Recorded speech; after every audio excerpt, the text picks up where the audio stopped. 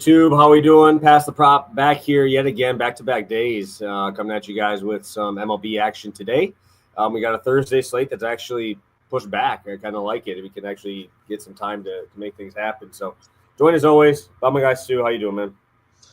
I'm doing good. Like you said, they snuck a couple early games in here, but it's mostly chill for a Thursday. You know, sometimes it could, like last week, it was literally all day games except one, like their normal Sunday schedule, which was crazy to me. But yeah, we got a pretty solid one to talk about today. Obviously, 4th of July tomorrow. It's looking like we're not going to have a show then. So we wanted to sneak one in here for you guys today, ride a little bit of that momentum and try to get you guys a couple more winners before the holiday weekend. Yeah, so we might as well just get into the recap here because I'm so pissed about my Gilbert loss. 2 walks on fucking Bobby Witt. It's Bobby Witt, bro. I'm mad, but the at-bat I watched that he walked him was a 10-pitch, fouled off 3 really good fucking sliders, and I'm like, sometimes they just get you, man. I mean, he's a top 5 player in the MLB, and sometimes you just get got by some of those guys because outside of that, he was really, really good. I think he had Pasquantino in the first inning. But, yeah, Bobby Witt got him twice, and I should have just played him as a straight walk option. I think that was the only way we were losing that was Bobby Witt kind of doing it to us. So that took an L there. Obviously, Brown crushed him. Helped me have a nice DFS night. I'll talk about that in a second. But obviously yours, he had a bomb, didn't he?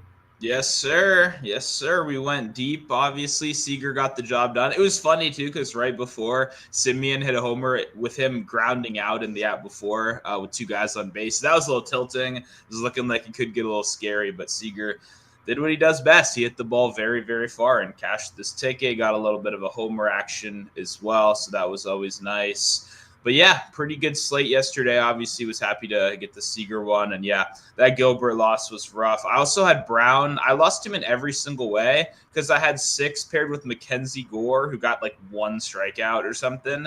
And then I'm pretty sure I had 6.5, which I do not believe he cashed either. He had 7. Oh, no. Him or I think he did. Because if he didn't, then every single way I played him lost. But I don't. I think he had 7, and Gilbert had 7 because I was looking at him. Okay, he got there. Yeah, he got there. I was expecting. Oh yeah, there we go. Yeah, because I had him in DFS. I sent you my slip from last night. I had a huge DFS night, which I was off DraftKings for a month. I just didn't play because, I was just kind of chilling. Obviously, really, really busy. I haven't been able to do as much. Yesterday I was busy, but I literally just went from the show and literally took everything that we played because I had a Gilbert Brown lineup, and then I had a Rangers stack. You had Seager, so I took a Rangers stack, and I went on my long shot, which was Will Warren 7 hits a lot. I had a Blue Jay stack of Kirk, Springer in there. That was nice. And I think I had one other guy. Can't remember. I probably should pull that up because they just won me a lot of money last night, so I should probably know who won me the money. But damn, dude, I was looking at it. I'm like, oh shit, Semien bomb. Oh shit, Seager bomb. And I have both of them. I started moving up. Addison Barger, he hit another bomb. I had Josh Smith at the top of it, who had 3 hits. Like, I was Logan Gilbert getting to probably 6 innings away from probably taking it down, but hey, I can't complain. I took 2nd in the flagship tournament, so I can't be too mad about it. It was a really good night. Yeah, I was going to say 2nd place still feels pretty good when that money hits your account at the end of the day. Obviously, you can always wish, you got a little bit more, but it was a good call. And like you said, I was looking at your lineup. It's like I bet almost every single one of these guys. I had the Kirk Smith hit parlay. Like I had all those guys. It was exactly, what we both liked yesterday. So it's good to see that you made a little bit of money off that, a little extra money off of that in addition to the long shot, which, what was this, a 2nd inning cash for it? Like that? He had 6 in the first inning. Yeah. So I had to straight bet on him. I said I'd take it here. And so I cashed in the first inning, and then obviously the long shot cashed in the second. But yeah, shout out Kirk, Barger. I fully faded the Houston Astros 40% chalk and went with my two teams, and it paid off because I was able to pay up for Brown and Gilbert up at the top. So not always do you get everything to click and the guys that you pick do well, but obviously we cashed our plays on those two, so that definitely helped out. So yeah, it was a huge night. Haven't, like I said, played DraftKings much. I've been, I fuck around on FanDuel because they have smaller contests. But yeah, I mean, it was a big night. I think 100x to my money, so I can't really be too mad about it. 100%. That's what we're trying to do, and hopefully we can do it again today. Not quite 19 games or whatever, not quite 5 doubleheaders, but we still got a good slate to talk about. Awesome. Well, let's just get straight into it. I know like I said, my schedule's all over, so like I got to get to work by 11, so got to shower. So we got to roll for you guys here today. I'm assuming the games that we're talking about are the games that I was going to talk about anyway as my favorite game of the day. So I'm going to let you take it away here and start us off.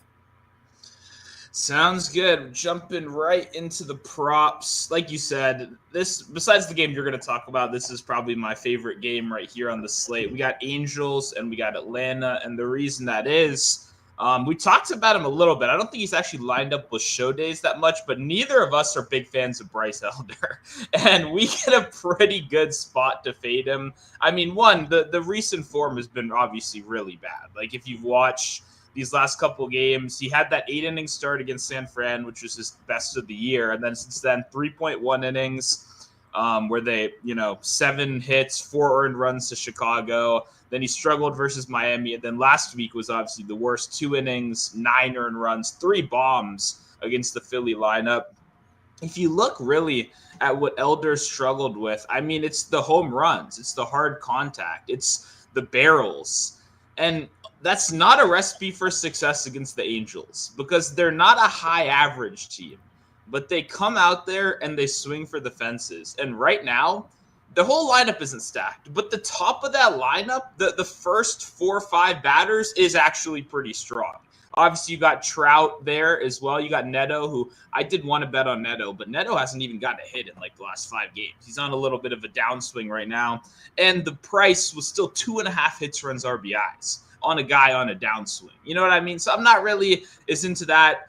Trout right there next to him in the lineup, a guy with arguably worse recent form than Ward as well, is also at the -150, -160. So when I'm looking at the heart of this order and I'm looking at Ward being the guy that's giving you the best value, I kind of get why, just in the like archetype of player, the average isn't super high.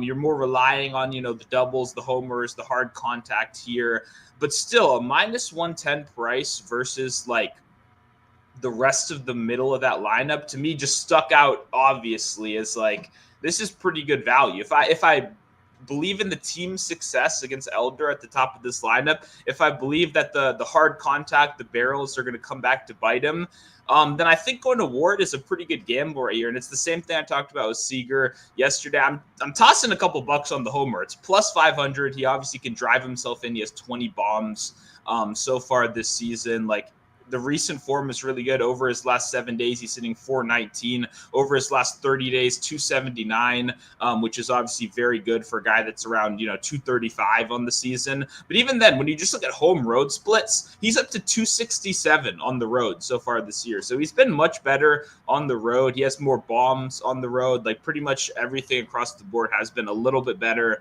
Not that I care too much about that, but what really did stick out to me, one thing too, Elder is a 2-pitch pitcher to right-handed batters right now. Literally, he's only thrown less than 40 like other pitches besides the sinker slider combo so far. So you're getting 2 pitches, and Taylor Ward is, if you look at his advanced stats and you look at the breakdown, he's really good against 1 pitch, and it's the sinker. His 8-run value, 313 average, 770 slugging. The advanced stats are just as good. When you just go to the obviously the righty sinker, he absolutely crushes it, 800 slugging. Like, that is by far his best pitch, and that is going to be that's the one right-handers get more, and it's going to be one of the 2 pitches he throws to them tonight. So Obviously, Ward against off speed is a little bit more hit or miss. By run value, the slider is his second best pitch. It's the one he has the third most homers against the season after the four-seamer and the sinker. So still done some damage to the slider, but obviously crushes sinkers. That's the pitch he's going to get the most here. And yeah, I mean, I just think Ward is a very good matchup for what Elder struggles with. Like, the guy is having a very hard time avoiding hard contact. He's got a second percentile expected batting average. Every time someone's got an over 300 XBA, I mean, they're in, the lows of the lows, almost 6 expected ERA as well. Like, it's just a good matchup for the top of this order. I think this is a very good price point, especially compared to his teammates. And Ward is actually hitting the best out of any of his guys over the last week. Like, he's good recent form coming in. I don't see why I would not back him in a very fadeable matchup for Elder right here. So, like I said, over 1.5 hits, runs, RBIs, -110. And I am going to double down a little bit, toss a couple bucks in that homer, which you can get at +500. Very nice price. Beautiful. Beautiful. Yeah, you can say I'm not an Elder fan. That's pretty light. I feel like that's pretty light. And saying I'm not a fan of someone means I'm just gonna fade them. And I mean, I don't think I've had a person I've faded more. Right? The Blue Jays I talked about yesterday as a team that has just made me more money, and they made me more last night. Right? They're my money makers. That's my money makers. Well, Brendan Pfaadt might be up there as my fade train, bro. My first game, he got me. The next 5 games, he is not getting me anymore because this guy sucks. And he got lucky. And now we're finally getting that regression monster to cash in some tickets. So I'm going just straight over -125 at the 8 price. I bought it halfway down just because -105 for the hook doesn't really help me much. Like, I would like to have the push option. So I just think that I think we're getting the Robbie Ray price, and they're not giving me what the price should be on Pfaadt. Because you see Robbie Ray, you're like, oh, probably not going to score much. Mind you guys, this is in Arizona. Bro. This isn't in San Francisco. Like, that's another thing. Brandon Pfaadt's giving up 2 nukes tonight. It's happening. Like, it's going to happen. This guy sucks. Gives up too many barrels, too many fly balls, and he just can't get swings and misses. This guy's he is in my opinion, probably the worst pitcher in baseball. Probably the worst. 6.8 expected ERA, 3.19 expected batting average. He doesn't get any chase rate. I mean, it literally everything you want, he's bad at, right? I mean, he's really bad at it. So I'm going to continue to fade. 50% hard hit rate. Obviously, it means I like the Giants quite a bit. But kind of like the D-backs here, man. I like the D-backs because the D-backs are going to be 9% walk rate. Obviously, that's something that Robbie Ray struggles with. 17% K rate. If Robbie Ray's not striking you out, I mean, he's a fly ball guy, and now you're in Arizona. Like, it just looks like this is going to be a spot that I want some runs here. You look at Suarez, 4 for 11 with a bomb off him. Gurriel, 3 for 7 with a bomb off him, if you want to look at it that way. Also, we just saw a very short outing from Landon Rupp yesterday, so we're going to have a bullpen that's depleted. There's no way they throw Camilo Duvall again. He blew the lead, came back in for a second inning and shoved. So he threw 28-something pitches. I should know. I have him in fantasy. I saw him blow the lead, but he got me the win, so he saved it for me. I think you're not going to see their number one guy. Ryan Walker's been terrible. And getting to have these guys throw back-to-back days, I'd really struggled to see. This Diamondbacks team is meant to smash left-handed pitching, and you're going to have Gurriel, you're going to have Suarez, and Suarez has been in a freaking dump right now. But he's going to pick it back up because we saw him for a 3-week stretch carry this offense. Kettle Marte, obviously, Perdomo at the top of the lineup. No Corbin Carroll means no lefty, so now you get Perdomo at the top of the lineup. Like, this just screams runs to me. I'm going to be on the over here, and I'll probably parlay it but down a little bit in some spots. I'll probably buy it up in some spots. If hard hits get me, they get me, but I just feel like this is a spot where we're going to see a lot of balls hit hard, and that bullpens are going to be a lot more depleted than people are going to give it credit for. No, I like it. I think you make a lot of good arguments for runs on both sides. Obviously, we're hoping Pfaadt does kind of the heavy lifting because he's been very bad. For me, it was really sold against the Nationals when I bet his over in like one of his first couple starts of the year on outs. And it was just one of the sweatiest overs I can remember of like, this guy doesn't make anyone swing and miss. And that's the Nationals. I get, like if you're not fooling Alex Young or Alex Call and Jacob Young, like, you're not going to fool many guys out there. So for me, I mean, yeah, the fade train has been awesome. I told you before the show, I was just about to get to that game. Then I was like, fuck it. I'm just going to wait to see what you're doing. Like, I already know we're talking about this game on the show. If he lines up with it, I already know he's making an appearance on here. And yeah, this is great. I agree. Obviously, Robbie Ray against teams that don't strike out and walk a lot is like his nightmare. You know what I mean? That's when we get the real bad Robbie Ray, which does make an appearance once every 3 to 4 starts. You're going to get the 7 innings, a bunch of strikeouts, and then you're going to get the bad Robbie Ray. And I think obviously a team like the Diamondbacks, like you said, is kind of built to kind of take down, what he does best. So love the over right here. Definitely going to be riding with you. Probably pretty big as well. I don't normally play totals that often, but no, I don't. That's why I just couldn't figure out how I wanted to fade Brandon Pfaadt. So it just I'll just play the whole game because I do like the D-backs offense too. It's a loaded offense. It's a really good offense. Just obviously Corbin Carroll missing does kind of suck. So looking to add on 29-26 so far. We'll make sure we pop over and take a look at our bets for today, Sue. Sounds good. We're going to that Angels game. We got Taylor Ward over 1.5 hits, runs, RBIs, -110 DraftKings. Pretty much every book has this one. And then, like I said, tossed a couple bucks on the homer as well. Awesome. Giants over 8. It's going to be my next play there. At -125. You might have to do an alt over. I know at 8.5 it's like -103 or -105. So if you have to alt over, you got to do that. But I like it either way. Don't really think the 20 cents really helps me that much in terms of a hook. So anything else from you, Stu? Obviously, quicker show. Obviously, tomorrow's July 4th. Obviously, I'm popping in on here, but usually a lot of baseball anyway on those weekends. Yeah, I mean, I'm sure we'll find some more, bets to post over the weekend and stuff like that. But yeah, I mean, not much. Kind of a more chill slate today. Pretty solid. Maybe I'll get something in that Tigers game, fade and Jake Irvin.